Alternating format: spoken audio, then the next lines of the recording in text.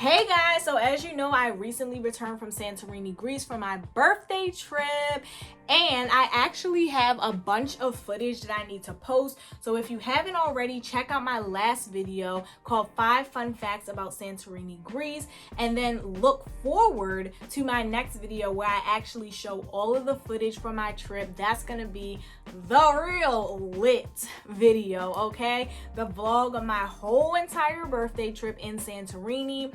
And of course, stay tuned for this video because this video is going to give you all the tips and tricks, all of the information that you need to know in order to have the best trip ever, okay? So stay tuned.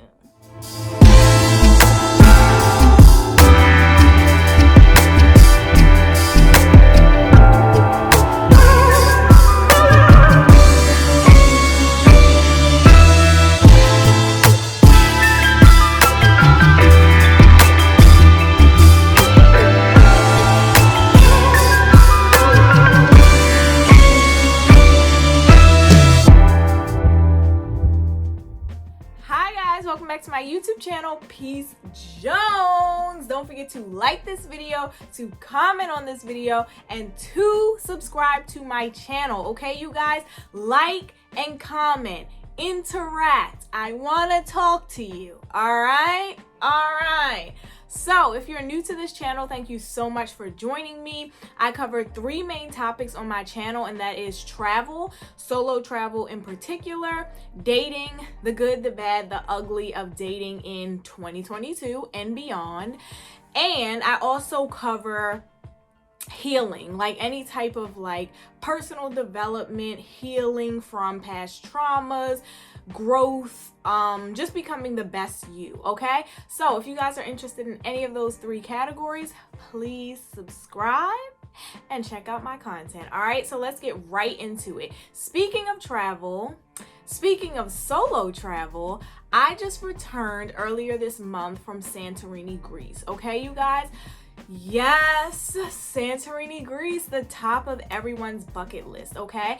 And granted, I always do a ton of research before I embark on my different missions, but there were a few things that I found out as I was traveling that I did not know beforehand. So I want to go over basically like all preparation from what to pack to necessities to COVID testing in and out to how to survive long layovers, just everything, right?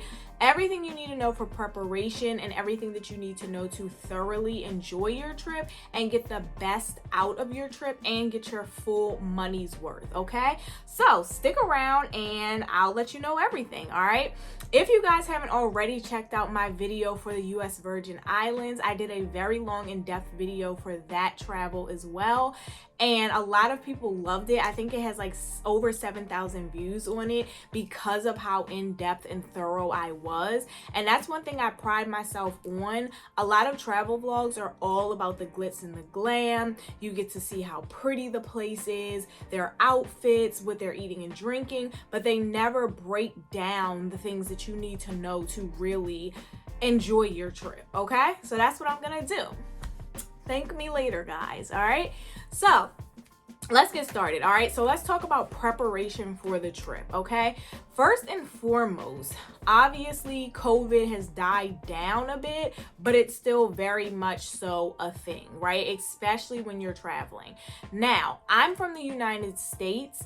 I'm in particular from the DMV area, that is DC, Maryland, and Virginia. So the protocols that I'm speaking on are coming from a US citizen, and the particular airport that I'm flying out of is BWI, okay? Baltimore Washington International Airport, okay? So for me, flying out of BWI, on the plane, we did not have to have masks, okay? I don't know if that's gonna be the same for you, even if you're in the United States, but on the plane, we did not have to have our mask on. Obviously, you can still mask up if you would like to, okay? Also, COVID guidelines for entering Greece. I'm from America, as I said, okay? Unfortunately for me, I had to get fully vaccinated because of my job. So People that are fully vaccinated traveling from the United States to Greece do not have to have a COVID test to enter Greece. I'll say that again. People traveling from the United States that are fully vaccinated do not have to have a COVID test to enter Greece, okay? So what you have to do is you have to upload your vaccination card, okay? If you've lost your card, you might want to go and get a new one, okay? What I did was I lost my card a while back, but it wasn't really interfering with anything. But I said, you know what? I just feel like even if I upload these results, I want to have my card handy, right? So I called up my doctor's office and I said, hey, I need to come in and get a new card. Not only did I get a new card, but I also got a paper printout, which was literally just a piece of paper that had like my medical ID, my name, whatever, and the clear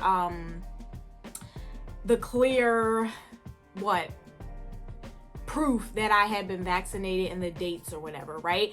I also had them send my results over via email. So literally no matter what went wrong, I had a paper copy, a new vaccination card, and I had the results via email, because you never know. From airport to airport, trust me, I've traveled all throughout the pandemic from the very early stages to now, and I've encountered some people in the airport that were just like giving people such a hard time, giving me such a hard time. So just to clear that out, to prevent any issues, make sure you have backup on backup on backup, okay?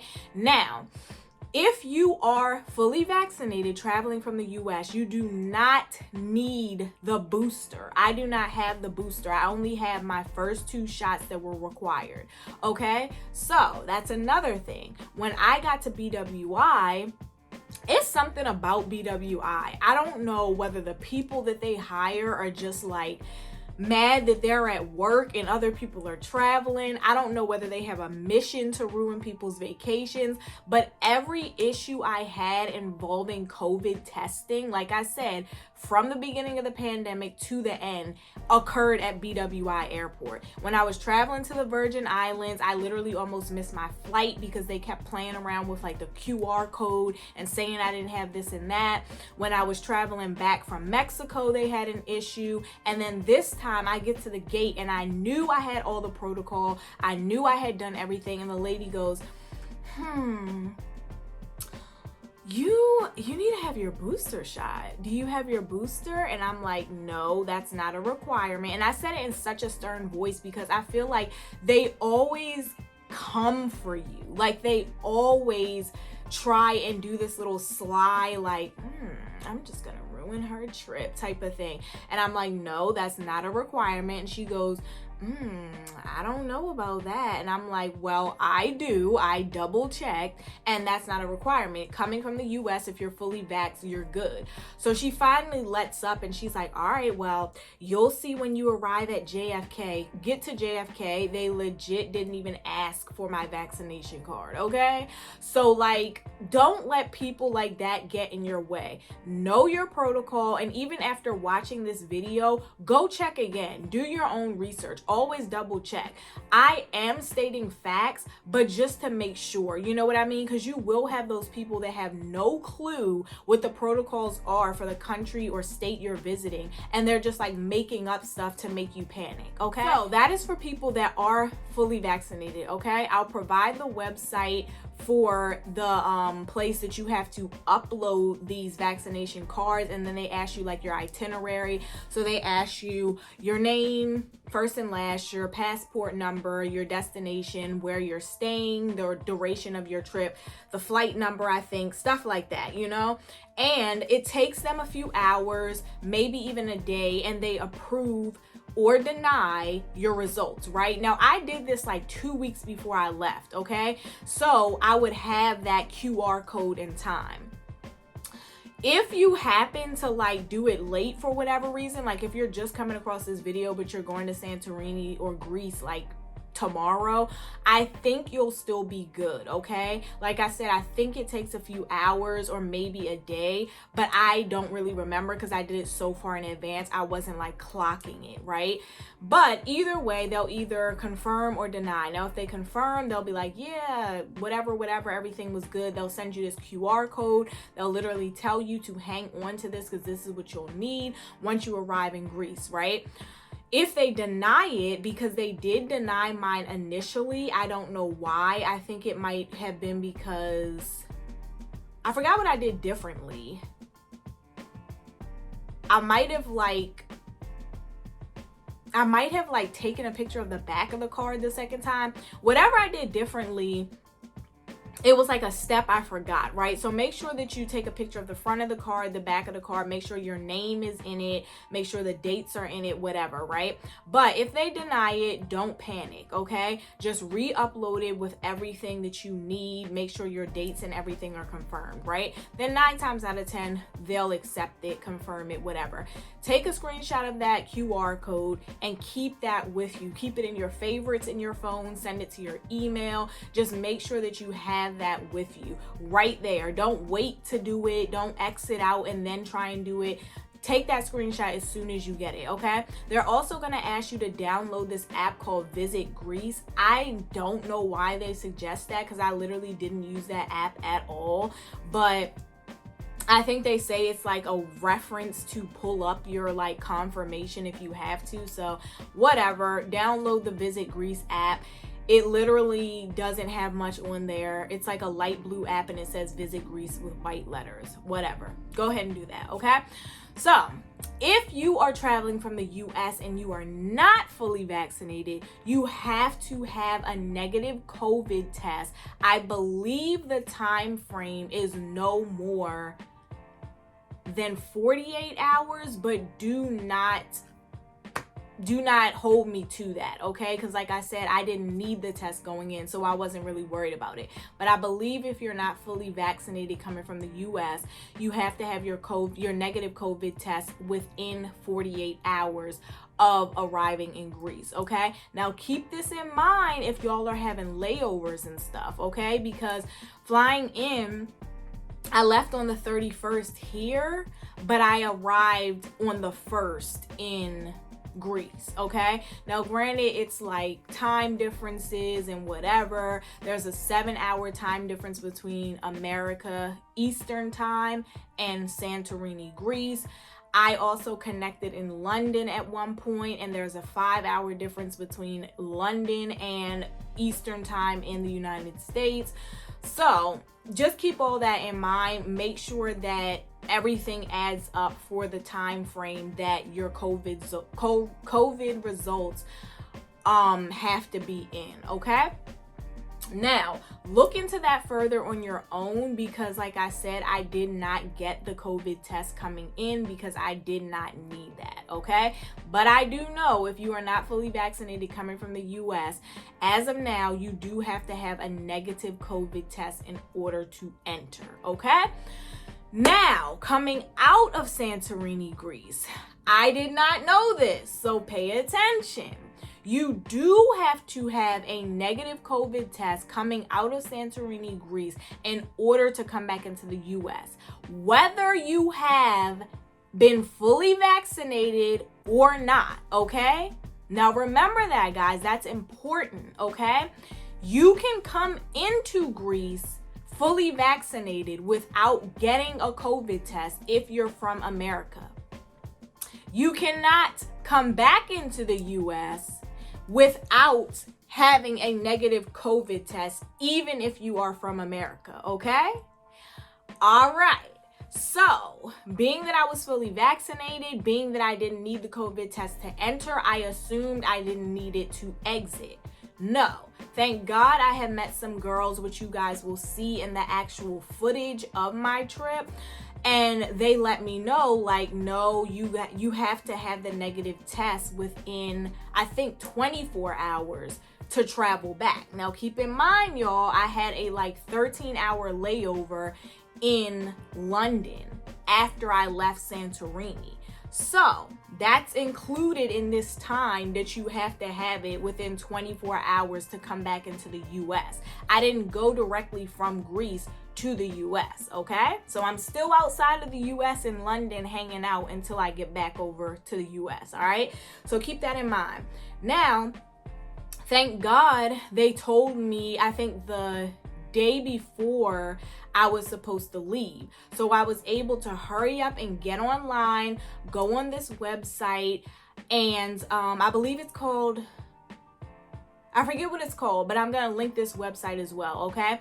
And it allows you to go online and literally pay for your COVID test online. Now, I don't know if they take rapid tests, but I know just to be safe, I did the PCR test. The PCR test was $50 out of pocket. I believe the rapid tests were like $10. But like I said, you don't want to make that mistake and get the wrong test and then they don't accept it, okay? So just to be safe, I recommend you get the PCR test. It was $50 out of pocket. They don't need insurance or anything like that. You literally go on this website, you pick your time. They have a ton of time slots open. The clinic is open like almost 24 hours. They shut down for like a few hours twice a day, but it's open pretty much all day, right? And what you do is you go online and pay for it. You pick your appointment, right? Now, originally, like I said, they told me the day before and I tried to go that night, right? And I was assuming like, hey, it's Thursday night. I'm going to do it around like 6:30 and I'm leaving tomorrow in the afternoon. So I'll be good because it said 24 hours, right? But be careful with that. Thank God for some reason they weren't open when I went to do it that night or that evening. And I was like, okay, I'm going to have to make sure I do it in the morning because I left at 5 p.m. on a Friday coming out of Greece. But I was going to London. And once I arrived in London, I was going to be there for hours before I came back to the US, okay? So keep in mind that 24-hour time frame that you have to have it before you enter back into the US. If I would have gotten it Thursday evening, technically that would have made it 2 days because I was still in London Friday night. You know what I mean?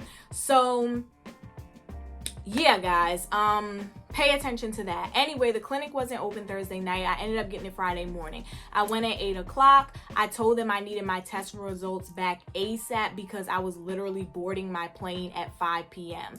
So the lady originally, I guess she wasn't really understanding the seriousness. So she's like, oh yeah, you'll have it by 3. I'm like, no, because I'll be in the airport checking in at 3. So she's like, okay, well, how about 1? I'm like, no, that's kind of cutting it close. So she's like, okay, 11 o'clock. I'm like, okay, good. That gave her 3 hours to process it, and that gave me enough time to feel comfortable if they didn't really come in at 11 or if I had to go back and take it again, right? So cool. They came right through at 11 o'clock. The 2 girls that I met, they had done theirs too. They said theirs came back in like 2 hours or something like that as well. So they apparently are pretty good at processing the results and sending them back to you on time, okay? It's just up to you to go get the test and make sure that you're doing what you need to do within the time frame as well. Now, they do have 2 clinics that I knew of in Santorini near where I was at. They were both in Fira, Greece, which is about 30, like 20 or 30 minutes from where I was staying in Imorovigli, okay? Imorovigli, Greece, okay? So it's not too far. You can get a cab down there. Both of the clinics are walking distance from each other, and apparently they work with each other. One is called Santorini View Clinic. The other one is called like Santorini something else. But either way, they work in collaboration. One's a bit larger. It looks kind of like a mini hospital. The other one's a bit smaller, kind of like your typical, like, I guess just testing clinic or something like that. But either way, either one in conjunction, because I booked for one and it wasn't open, and so they told me to go to the other one. They pulled up my stuff. Everything was all good, okay? It's a very quick swab, and they did the mouth swab for me. That was the first time I've ever done that. I've only done nasal, but they did the mouth swab for me. Everything was good, and yeah. Don't forget to do those things, okay? I literally just spent 20 minutes on COVID protocol, but you guys need to know that, okay? Next, let's talk about what to bring, okay? So you need to make sure that you get a European outlet converter thing, okay?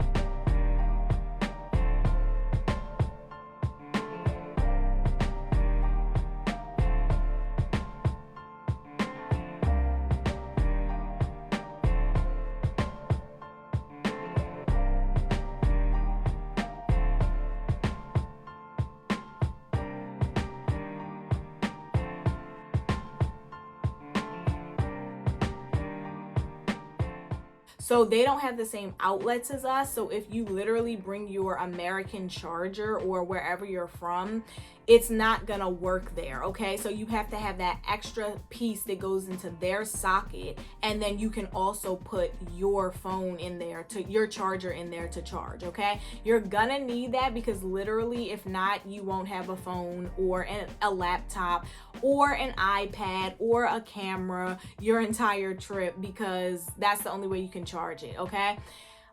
For me, unfortunately, they lost my bags initially, so I didn't have anything, including my charger converters, for like the first day and a half, basically 2 days.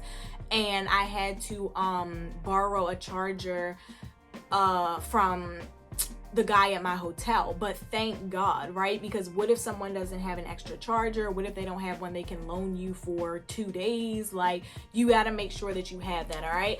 I got mine from Amazon. I will try and attach that link as well. I think it was like $25 and I got a box of 3, okay? So good to go with that.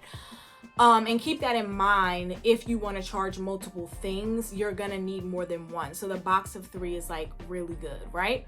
Then outside of that, you definitely want to pack, I'm gonna say like pack light, right? Because honestly, like Greece in general, I would say Europe in general, it's really like a classy, laid back, modest, neutrals, all black, all white type of look, right? Denim sometimes, whatever. But it's not like America where it's like, oh, I want to wear this neon sweatsuit, or oh, I'm gonna wear like a whole orange and pink flowery set, or like, oh, I just gotta make sure I have my red stilettos or whatever, right? Like, you want to pack for the area that you're gonna be in, right? And because Santorini is like so scenic and like picturesque and just beautiful and just really like a vibe, right? You want to make sure that your outfits match, but you want to make sure that you're not doing too much, right? So for me, this is just my choice. I chose to just do like mom jeans, like the high waist denim in different washes, and then like simple sandals, like a simple braided sandal, and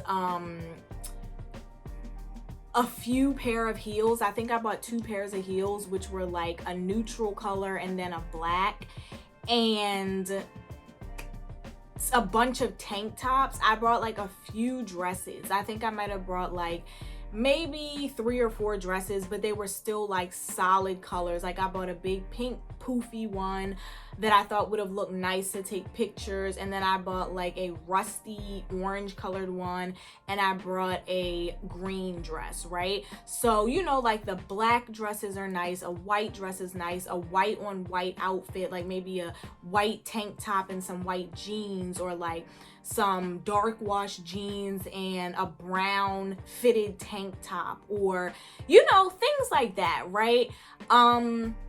You just don't want to do too much, right? Kind of let the scenery speak for you, right? So when I say pack light, I mean that a lot of your outfits are just gonna be simple for the most part, okay? So you don't have to worry about packing your entire shoe collection. You don't have to worry about like packing every pattern that you have and just like every pair of earrings and rings and everything. Just keep it simple, classy, and cute, okay? Also, it's a little bit more modest there as far as like dress code. So I know a lot of women, you know, you want to be sexy, you want to show some skin, you want to have some cutouts, that's fine, but just know that that's not really how they dress there. So you may get a few looks, right? Whereas in America, you go out any given day and people daggone near have on a shoestring, right? But just keep in mind that you're going to a different country and they don't really dress like that. So keep it chill, keep your suitcase light, and just pack simple looks. You know what I mean? Even if you have to wear a pair of jeans more than once, even if it's just like an all black outfit, like some black jeans or pants or leggings and a black crop top, whatever, right? Also keep in mind that you are going to have strict weight requirements with your bags, okay? Because it's an international flight, it's a huge jet, there's going to be so many people there and so much luggage. They have to stick to these weight limits, okay? So I suggest that you carry a big duffel bag. I typically carry an Under Armour duffel bag that's just like really big, but it has a bunch of pockets. It literally can fit everything in there, but at the same time, it does not add that extra weight of a suitcase, okay?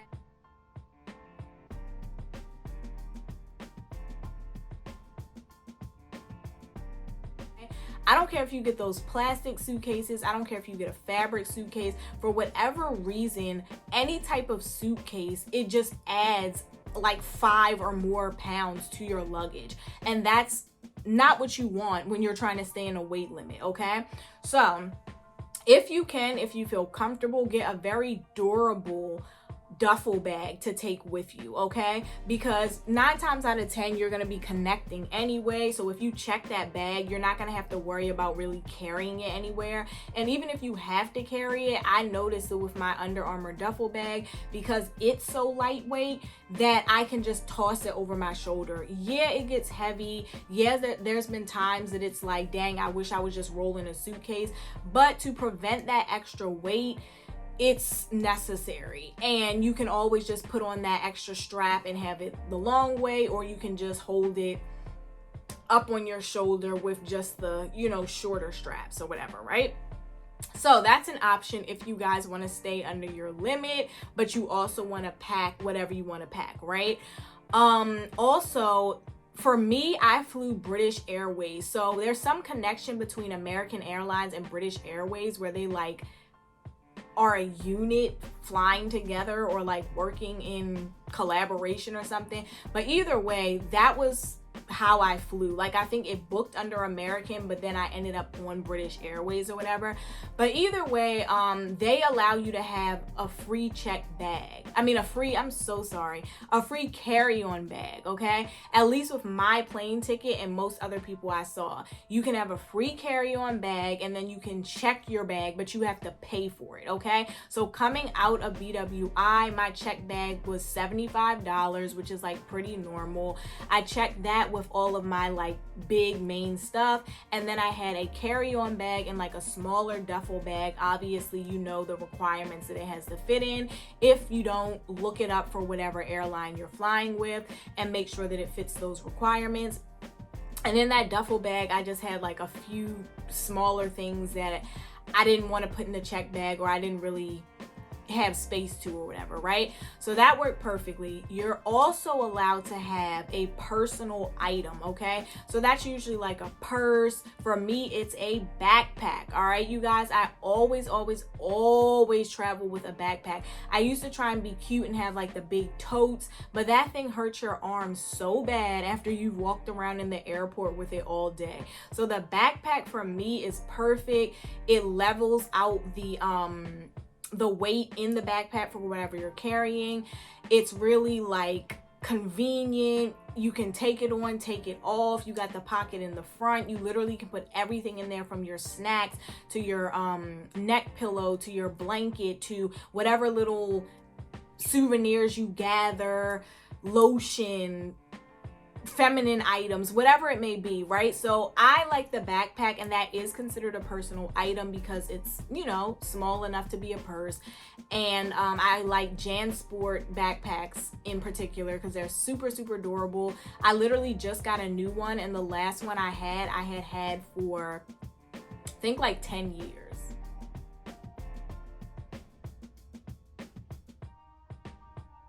So yeah, that's enough of the travel and what to pack though. But as far as climate, this kind of also ties into packing.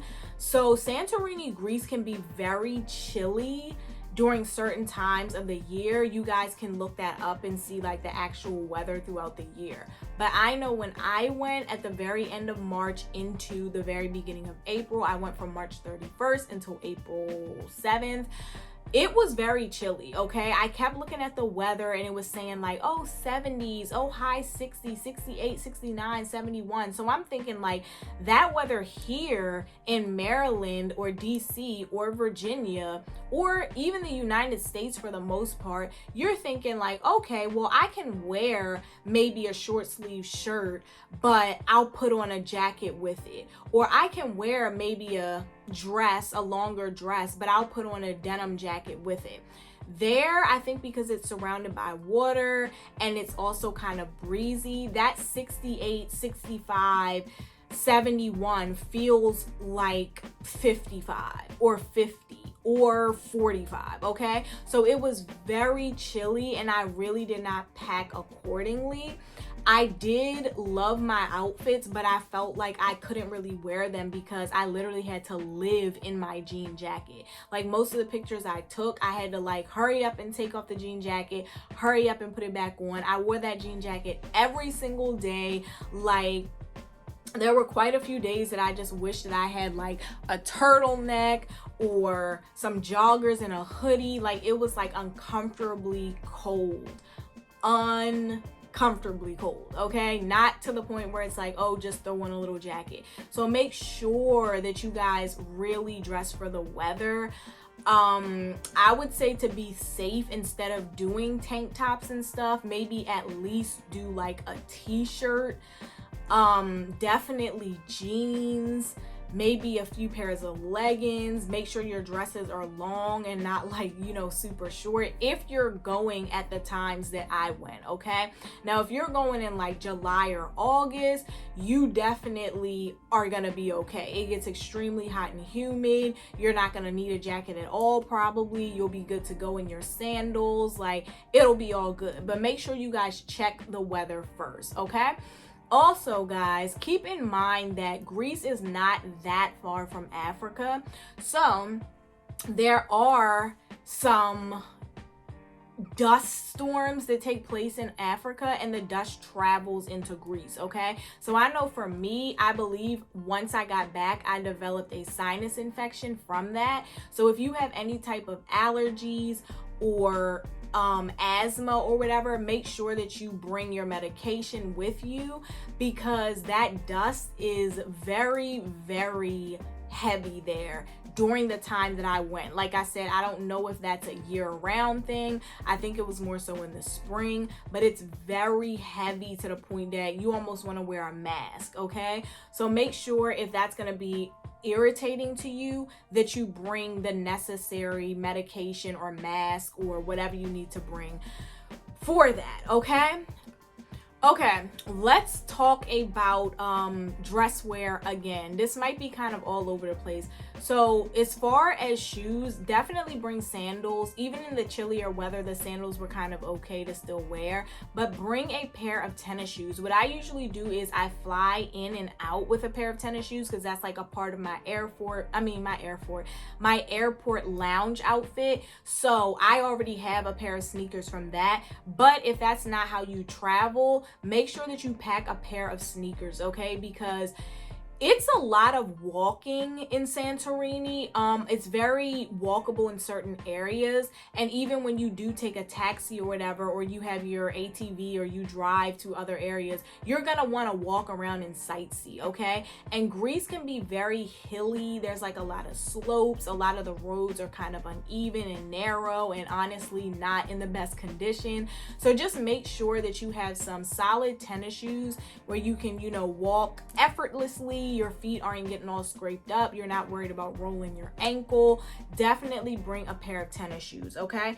Also, snacks to pack in your carry-on bag or your personal bag or whatever, right? So I typically bring snacks no matter where I travel, even if it's like a 2-hour quick flight, just because you never know, right? So my go-to snack is granola bars, and then these like Blue Diamond nuts. If you guys have ever heard of them, they come in like a little container that's like sealed shut or whatever, and they have a bunch of different flavors. Also like trail mix, things like that, right? Like dry quick snacks or whatever.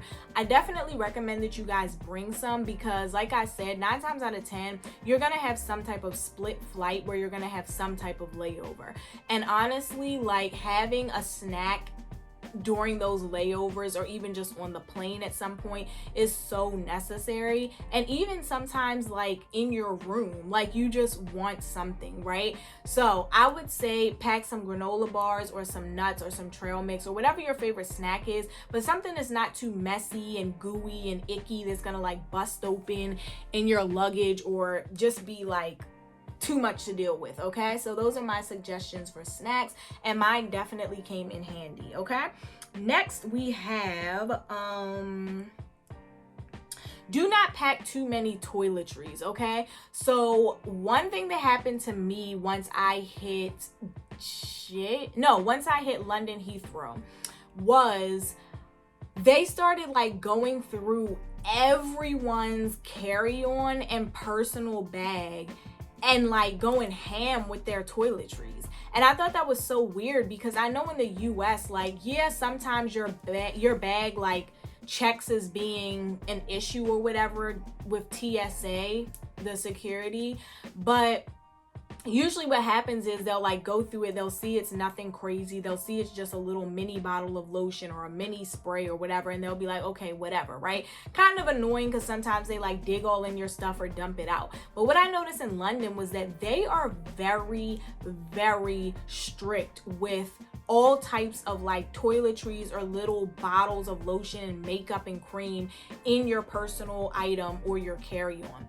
So they literally had a line. Honestly, I think they did it to everyone in the line, because there was like myself and at least 10 or 15 other people in this line waiting for their stuff to be looked through. Okay, keep in mind, people are trying to connect to their next flights, people are trying to like go to the bathroom. It took at least 30 minutes to get through this line and get my stuff checked.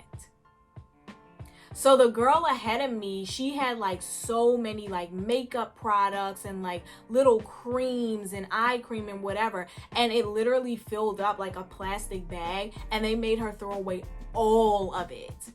And it was within the like size requirements. Then they get to me, guys. Why did I have a freaking brand new Valentino perfume? And it was like probably this big, so it was a bit larger. Honestly, I didn't expect them to go through my carry-on and take that out, right? So I'm just praying. I'm like, God, I just spent $180 some on that perfume. It smells really good. It's my favorite. Please don't let them throw that out. So he's like, I'm gonna have to test this. So he takes it and like tests it or whatever. And it was like some other random stuff that I didn't mind losing. I think like hand sanitizer, a little Victoria's Secret mini spray, whatever. But needless to say, my stuff checked out and he gave it back to me. I didn't have nearly as much as the other girl. But just keep that in mind. If you're a female that travels with all of your makeup and like 10 different creams and all your mascara and, you know, a bunch of little sample perfumes or whatever, be careful if you are coming through London Heathrow, because they will make you dump your stuff out, throw your stuff out, and some more. Okay, so just really try and, like I said, pack light, pack what you need, and nothing more. Okay. All right. So as far as the weather, you guys might want to pack an extra blanket. I usually pack an airport blanket or a travel blanket anyway, along with my travel pillow. But you guys might want to definitely do that if you don't already, because a lot of the buildings in Greece, because it's such a, well, Santorini in particular, because it's such a small island, a lot of those buildings are very, very old, right? So like the plumbing is old, the actual building is old, the architecture is old, and so a lot of them are made out of, don't beat me up because I'm not sure exactly what this stuff is, but it seems as if it's like concrete, right? You know, those beautiful white buildings, they're all painted white, you have the blue domes, but those actual structures are made out of like some type of like clay or concrete or something, right? And you know, that can really hold cold air, right? So like, it's no joke in there when you're in a structure that doesn't have any type of like real insulation to keep the heat. So one issue I found was the place that I stayed at, it was one of those structures, the whole concrete white building or whatever, and even the inside, it had like the same thing. The walls were white, they were made out of concrete, like all of that, the bathroom, everything.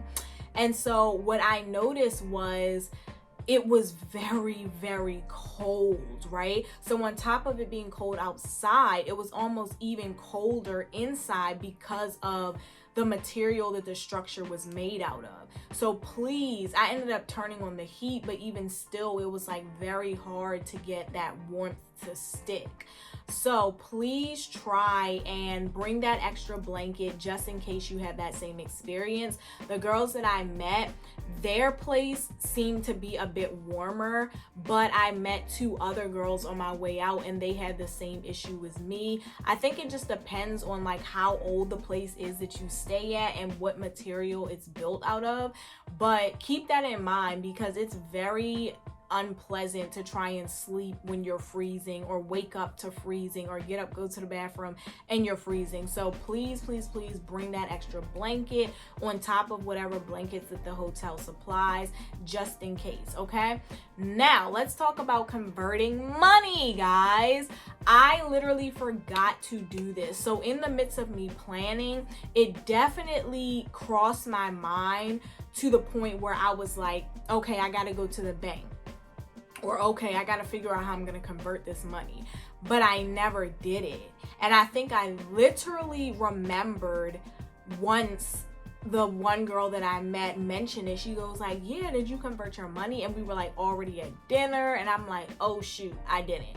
Now luckily they take credit cards. Every single place I went took credit cards, from restaurants to little small mom and pop shop restaurants to bars to souvenir shops, whatever, right?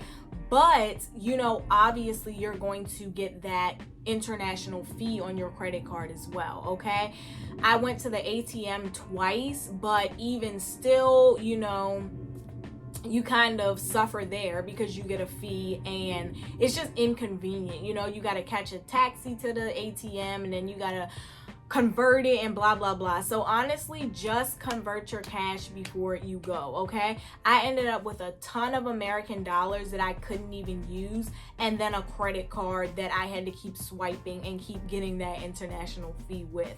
So make sure you put that on the top of your list for things to do.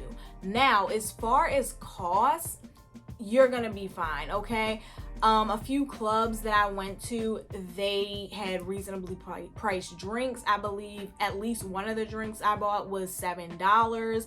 I went to a bar, I'm pretty sure the drinks were less than $10 there. They do have happy hours. The wines are decently priced. The food is decently priced. A lot of the like street food, like the gyros and the kebabs, definitely gonna run you about $7.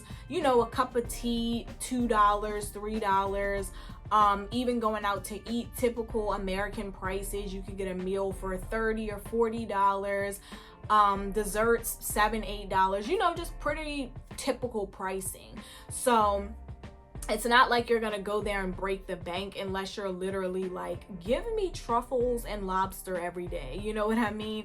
I did see lobster at one restaurant I went to, and I think it was $120 or $140. Not sure why it was so expensive, but I didn't end up getting it. But either way, costs are pretty decent there. The taxis are pretty decent, about $15 for a 30-minute drive. Not too bad at all. They do not have Uber and Lyft, you guys, so please be aware of that. And the taxis can take a while to arrive because they're coming from different places. So a lot of times if you want a taxi for, let's say, 6:30, you want to make sure you call them at 6 o'clock. Pretty much give them about a half an hour to arrive to wherever you're at. So keep that in mind coming and going to the airport as well. And now let's talk about where to stay, okay, you guys? So I personally love to use like discount websites when I'm looking for places to stay, whether it be domestically or internationally. I like to use all those like 5-star, 4.5-star, but discount rates for hotels, right? So I ended up staying at a place called Abrazo 8 Villas, and it was in Emerovigli, Greece. I hope I'm saying that right. But it was nice. So it was clean. It was nice. I like the aesthetic. The receptionist guy was super nice, super accommodating, super hospitable. The breakfast was good. It was fresh every morning. It was free. They come to your door and just serve it on this big platter. Everyone was respectful. The cleaning ladies did a great job, all of that. However, the only thing that I did not like was the build of the place and how it kept that cold air. That just made me a little bit uncomfortable every night having to warm up, right? But that has nothing to do with them. That's something I should have been prepared for and something that I should have like dressed for, right? Like have some long sleeve and long pant pajamas or something like that, right? However, that was like an older establishment as well. So I would say if you want something like really modern and just like really up to date and nice and whatever, you may want to spend a bit more change. So the place I stayed at, it definitely, you know, costs money, but it wasn't like the top of the line. I think it was rated like a 4.5 star. So it was nice. It definitely was nice, but it wasn't like this like super amazingly, you know, modern, just chandeliers and whatever, right? And honestly, Santorini, Greece doesn't have much of that anyway, because like I said, it's an older island. Now it definitely has nicer, you know, tiers and levels where you can stay at, but for the most part, I'd say that everything is in the range of like a 3.5 star to maybe like a 4.5 star. There's not like a ton of super luxurious spots, and if there are, you're gonna pay some big bucks for that, right? The two girls that I met, they actually stayed at two different places throughout their trip, one in Fira and one in Emerovigli, and both of their spots were like really nice, really cozy, cute aesthetics and things like that. So really just like shop around. I would say for sure start looking quite a few months or a year before you decide to plan your trip in advance, because I feel like Santorini, it's a small place and it gets a ton of visitors. So if you don't already have your room booked in advance, you're kind of going to get the last of the pick, which might not be something that you like, okay? Also, as far as travel throughout the year, like I said, you can either go during off season where it's a lot more chilly but still beautiful, and it'd be a lot less crowded, and you'd be able to actually make your reservations and go on your excursions and sit at a restaurant without someone sitting on top of you, and explore and walk around and really see things, get those good pictures without crowds.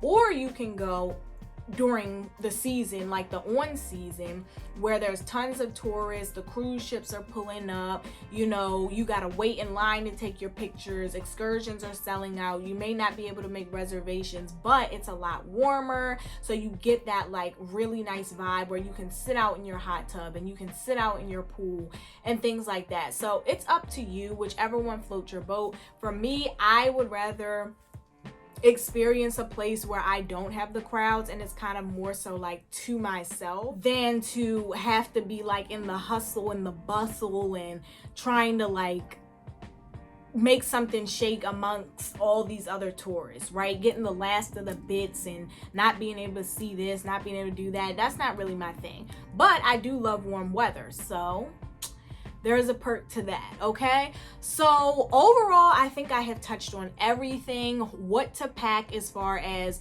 making sure that your bag meets the weight requirements for flight.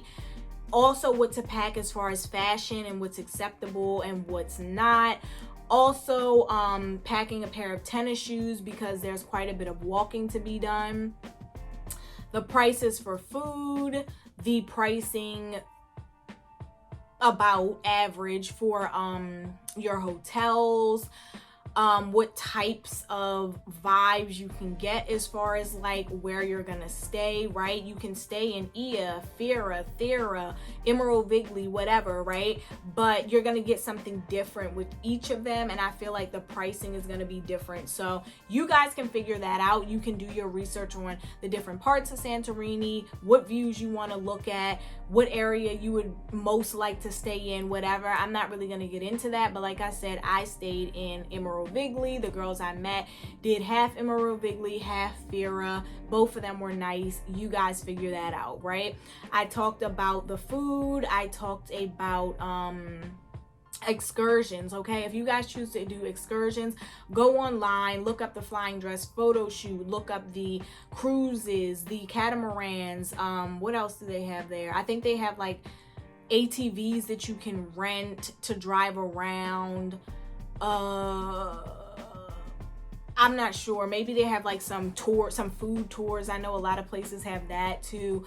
So yeah, look that up, figure out how you want to plan your trip, what you want to do as far as that. I went over the COVID testing. Oh, you guys, I mentioned this in my 5 fun facts. You guys can go back and look at that. But you cannot flush toilet paper in the toilets in Santorini, Greece, okay? Because like I said, a lot of the architecture and systems are very old, the plumbing is old, and so it's hard to saturate these things properly and have them filter out, okay? So please be respectful of that. Do not flush your toilet paper. Make sure that you just wrap everything all up, your sanitary napkins, whatever, and just throw it in the trash. I know it sounds gross. I know you're like, well, what if I have the number 2, or what if I'm on my cycle? You just got to make it work. Bring your wipes, that's for sure. Bring your wipes. Make sure you can stay clean, and just use the toilet paper to wrap everything up, because you cannot flush toilet paper down the toilets, okay? Not in your room, not at a hotel, not at a restaurant. You just can't do it, okay? What else, you guys? Renting cars and getting around in transportation, I suggest that you just go ahead and use taxi cabs. I actually set up transportation to and from the airport prior to arriving. However, throughout the time that I was there, I took taxis or I walked. The town that I stayed in Emerald Vigley, it's very walkable. So I literally like walked to the grocery store, walked to restaurants, walked to bars, walked around the area. Then even when I would get a taxi to go out, I would walk around Ia, I would walk around Fira. So it's very walkable once you get to that destination, okay? So I don't think that you need a whole car rental, because it's not like you're gonna be driving miles and miles. You're gonna be driving 15 minutes to get here, then you're gonna walk around. You're gonna drive 30 minutes to get here, then you're gonna walk around. So I don't think it's worth it. Also, you guys know that they drive differently than us. They drive on the other side of the road, so it's kind of like you got to get used to that. I said it's very slopey, as I mentioned, so you got to get used to that. It's just kind of like I don't think it's worth getting a car rental. I did see quite a few people rent ATVs and the little mopeds, which is cool if you want to just do that for the day, but it's kind of like a fun activity rather than an actual like means of transportation. So I don't really think that's necessary either, unless you just want to like have fun with it, little couple thing, little girls trip thing or whatever. But other than that, I'd say stick to the taxis. and you're good, okay? Safety, once again, as a solo female traveler, I felt safe the entire time. Everyone was nice. Everyone tried to help out. There were a few times where I needed like GPS directions, and of course my phone wasn't working there, and they would pull up their phones. They would all like come together and try and help you out, okay? Very friendly, very hospitable. They do not speak English much there, but they're very, very good at, like, you know, hand gestures, and you show them this and they read this or whatever like that, right? So they're really, really good at still navigating, even though some of them don't speak English, okay? Also, you guys, as far as your cell phone plan, okay, so I have Verizon. I don't know how other companies work, but I actually did the travel pass, which is like where you can pay $10 a day and you basically get well, not unlimited, I'm sorry, you get a certain amount of data for that day, and you also are allowed to like make, I think, calls in and out. I think maybe it's a certain number of them, but yeah, so I did that. And you're supposed to be able to like have your phone working and be able to make calls and receive calls and texts, but I noticed that it kind of did it sporadically. So apparently, like when you're in LTE, it will do it, but when you're in E, which I guess is just a Greek thing, it's literally the letter E at the top of your screen, it doesn't do it. So I would get text messages here and there, didn't get any phone calls. Of course, it was more so the iMessages that I was getting. I wasn't really getting anything from my friends that had droids. And keep in mind, like, it was my birthday, so I was getting a lot of like birthday calls, texts, and FaceTimes, which I was missing a lot of them, I'm sure, because I wasn't in network a lot of the time. So when I would return to my room and be in Wi-Fi, I was able to receive pretty much everything. But outside of that, it's gonna be very rare that it's gonna work. So I did notice that. So you guys can decide whether you actually want to pay for that travel pass, or whether you just kind of want to thug it out and just keep your phone on airplane mode until you get in Wi-Fi. Because honestly, I don't think it was worth it. I mean, $10 a day isn't much for 7 days, but at the same time, it's kind of like, if I'm paying $10 a day, I at least want it to work. Like, I'm not trying to pay $10 to not have my phone work, you know what I mean? Or for it to work 3 minutes a day or something. Like, it's just kind of like, if y'all can't guarantee me immaculate service for this travel pass, then I just don't need it, because I don't need to be paying to get service for like 7 minutes, 3 minutes, 10 minutes a day, when I can just say F it and just work with the Wi-Fi, you know? But like I said, that's Verizon Wireless. I'm not sure how T-Mobile, Sprint, AT&T work, but you guys can definitely check into that. I know some people have like elderly parents or children or a really demanding job or whatever, and they need to be getting those calls and texts. So figure that out for yourself, but that is an option if you have Verizon, okay? Now, I think I have covered every single thing in this video. If I have not, please go to my next video, which will actually be the footage. You guys, it's literally 2 hours worth of footage that I have to like edit down, so it's gonna be a lot, but it's gonna be a lot of fun. That's when you'll actually be able to see my experiences, so please check that out. And if I have forgot anything in this video, I will include it in that next video, okay, you guys? So comment down below if you have any questions, any comments, whatever, and I will definitely answer them. And check the description box for all the links to everything you need, okay, you guys? I'll see you in the next video. Peace! Hey guys, so as you know, I recently returned from Santorini, Greece for my birthday trip, and I actually have a bunch of footage that I need to post. So if you haven't already, check out my last video called 5 Fun Facts About Santorini, Greece, and then look forward to my next video where I actually show all of the footage from my trip. That's gonna be the real lit video, okay? The vlog of my whole entire birthday trip in Santorini. And of course, stay tuned for this video, because this video is going to give you all the tips and tricks, all of the information that you need to know in order to have the best trip ever, okay? So stay tuned. Okay, and last but not least, you guys, make sure that you do your research on where you want to stay in Greece or in Europe and how you want to break down your trip, okay? So I actually watched a few travel vlogs before I left, and a lot of them were kind of misleading to me, okay? Because Santorini is a smaller island, right? You really don't need that much time there. And you really don't need that much time to explore the different parts of Santorini, right? So you guys heard me mention before Thera, Ia. Thera is Thira, Thera is Fira, and Ia is Oin. Emerovigli, that's where I stayed, and quite a few other parts, right? It literally, if you take a day in each of these places, you'll be good.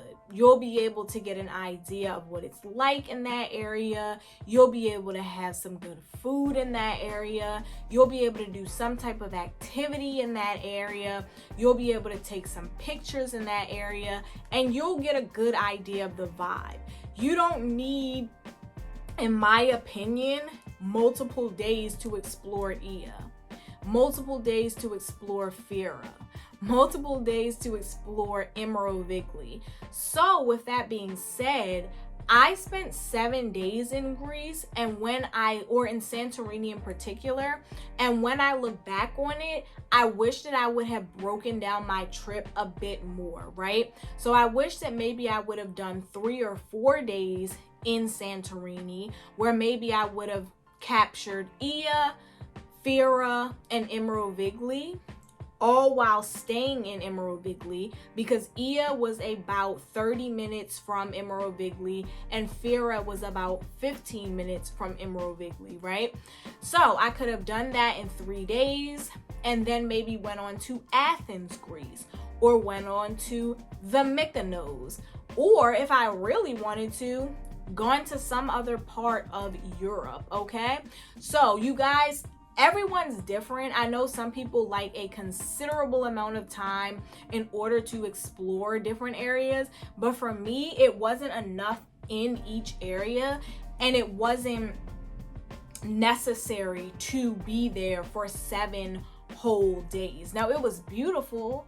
I had a great time. I made the most of it. I saw a lot. I did a lot. I ate a lot. However, I personally would have loved to have seen another part of Greece while I was there. So maybe the next time, for you guys, if this is your first time, think about that, okay? Look at flights from Athens to the Mykonos, or Santorini to the Mykonos, or Crete to Santorini, whatever it may be, and figure out how you can break down your trip if necessary, so that you can go to 2 parts of Greece, or 1 part of Greece and another part of Europe, okay? So yeah, that is my last and final point, you guys, and I will see you guys next time. Peace.